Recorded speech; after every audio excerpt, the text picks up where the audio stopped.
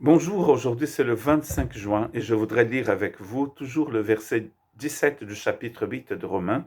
Et puisque nous sommes enfants, nous sommes aussi héritiers, héritiers de Dieu et donc co-héritiers de Christ, puisque nous souffrons avec lui pour avoir part à sa gloire. Et donc voilà, c'est pas une surprise, le chrétien souffre aussi. Le chrétien souffre autant que tout le monde.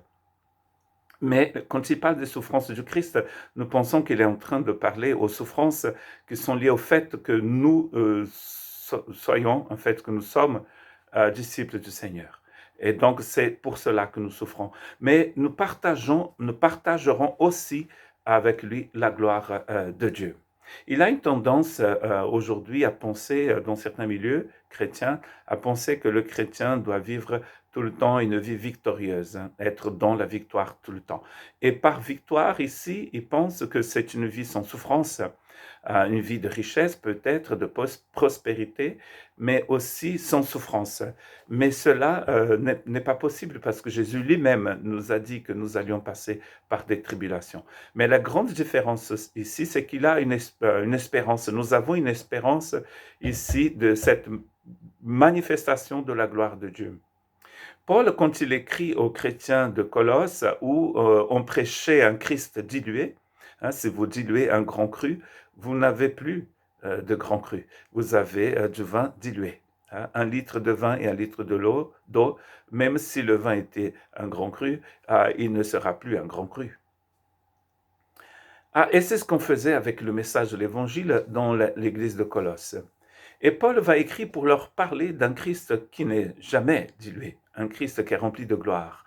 Et il commence sa lettre dans le chapitre 1 en disant que finalement, aujourd'hui, Dieu nous a montré le mystère qui était caché des siècles, depuis longtemps.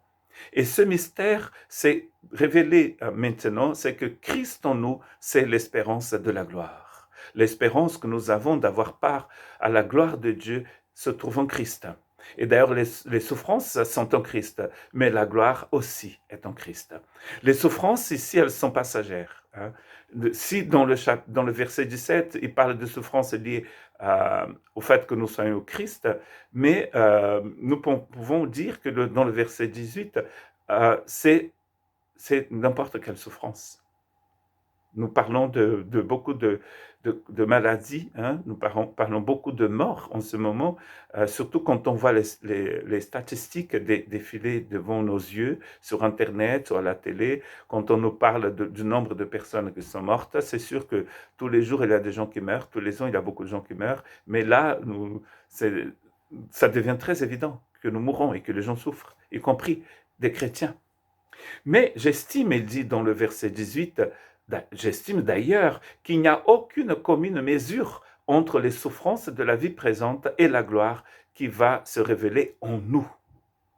Très intéressant, parce que si nous avons partagé les souffrances du Christ, et si nous partageons sa gloire, mais il parle en nous ici, donc il parle de ceux qui sont en Christ.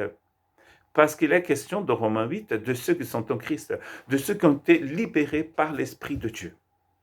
Donc, il est très important d'être un Christ, d'avoir passé par ce processus de nouvelle naissance, de naissance d'en haut. Parce que du coup, nous recevons comme sceau, le sceau, c'est le Saint-Esprit qui nous donne. Et c'est cela qui nous donne cette assurance. Même si parfois c'est très difficile, comme David disait, quand je marche dans la vallée de l'ombre de la mort, parfois nous marchons dans une vallée de l'ombre de la mort, et c'est dur, nous souffrons.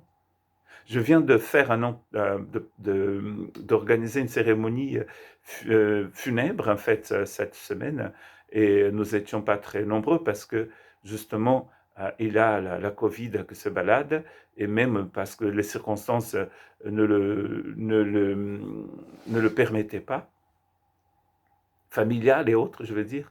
Et nous voyons bien qu'il a des larmes, il a des souffrances dans ce monde. Mais ici, il nous dit, nous avons une espérance. Et cette espérance, c'est d'être participant à la gloire de Dieu. Et cela, c'est un cadeau de la grâce. Je prie aujourd'hui que même si, en dépit des difficultés de la vie dans laquelle vous êtes en ce moment même, je prie que vous allez recevoir du Saint-Esprit cette révélation aujourd'hui, la révélation de que les souffrances sont passagères, mais la gloire, elle est éternelle. Il dit il n'y a aucune commune mesure, on ne peut pas les comparer entre la souffrance présente et la gloire à venir. On ne peut pas. Et Jésus revient bientôt et nous disons Maranatha, avec le Saint-Esprit, viens Seigneur, car notre plus grand désir c'est d'être avec lui. Que Dieu vous bénisse et qu'il vous aide à voir la lumière, à voir la gloire de Dieu réservée pour vous.